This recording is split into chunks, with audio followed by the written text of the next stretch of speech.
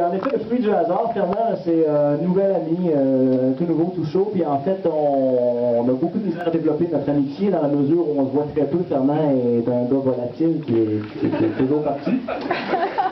Maintenant qu'il revient, ben moi je vais retourner par chez nous parce que j'étais en effet parmi les touristes à Tadoussac et puis c'est un fruit du hasard très heureux. Je me sers déjà du slam de façon régulière dans la région pour, comme un véhicule poétique, oui, mais politique en même temps. Je trouve que les deux se marient très bien, à quelques lettres près d'ailleurs. Et dans la région où je suis, on est dans une région frontalière, alors vous comprenez que la réalité fédérale nous saute dans la face à peu près tous les jours.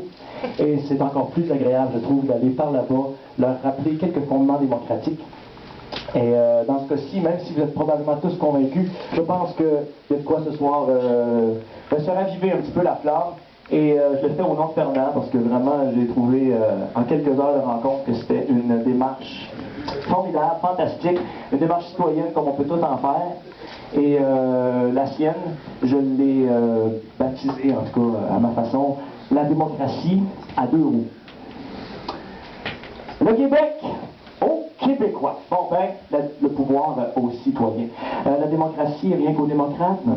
Aussi bien aux républicains. À ceux qui pensent à droite, qui portent à gauche, qui penchent vers l'ensemble du genre humain. 90 jours pour la démocratie, est-ce que ça suffit?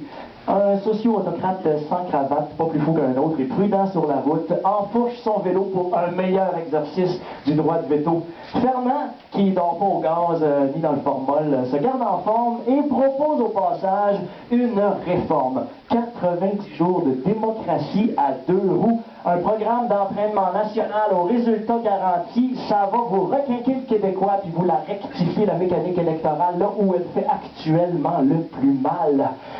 90 jours de démocratie à deux roues. Démocratie à deux roues, c'est pas mal plus qu'à 5 sous. Bienvenue partout, bienvenue chez vous. Chez vous, c'est partout. Bonjour, au revoir, salut, allô. 90 jours à vélo en solo, au gros soleil et sous la pluie, à rouler contre le statu quo, à récolter des appuis. 90 jours de bicycle avec un bilan kilométrique au prorata d'1 mètre par membre de l'électorat. Si nos souliers sont usés par le désabusement du scrutin, Fernand, lui, est résolu à arpenter l'arrière-pays de la province pour redonner de la valeur à chaque bulletin. Des démarches qui exaltent, ça userait-tu trop d'asphalte? Dans une profusion de hâte, comme un coursier à la solde de l'équité qui a tellement d'élan dans l'aile, Fernand livre lui-même la bonne nouvelle et sollicite au passage les avancées de la proportionnelle.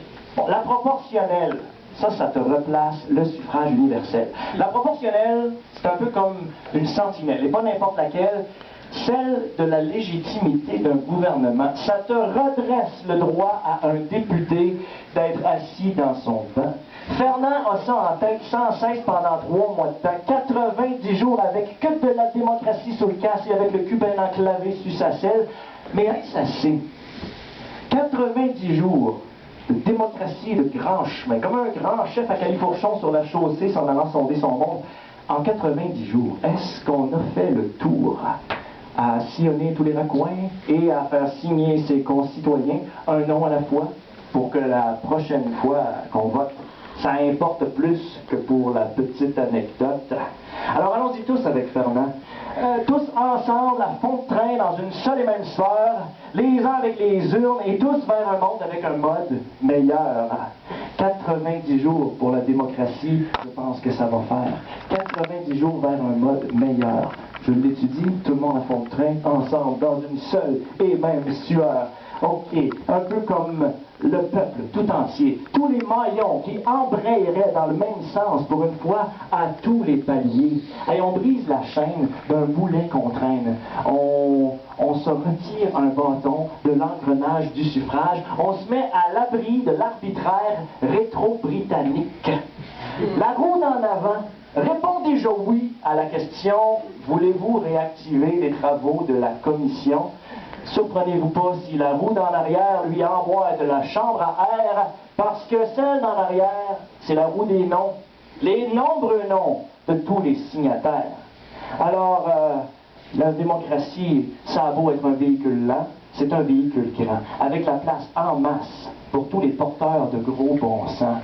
Alors, au terme de son pèlerinage trop proportionnel, est-ce qu'il y en a encore qui se retiennent de signer la pétition de Fernand? Non! Merci beaucoup.